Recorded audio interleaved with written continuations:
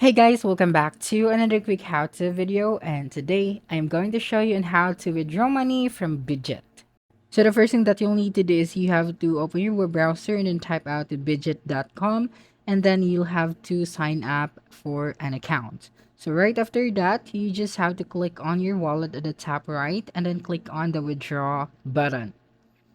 And you'd be able to select a coin here. So you just have to click on it. So example, I'll be choosing the BGB.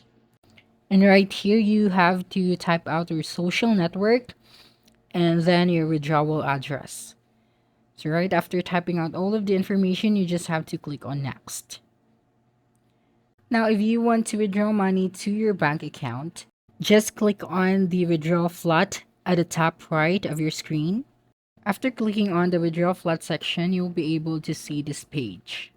So here you can see the fiat. So for me, it's €2. You can also select the currency that you need. Then here, choose a deposit method. So for euro, only this one's available. Then just click on the next button. And finally here, you need to do the security verifications. You need to bind a phone number and bind an email address. So go ahead and bind this too. And after that, you can send it to your bank account. Okay, so that's it. Don't forget to like, subscribe, and hit the notification bell for more quick how-to videos next time. Adios.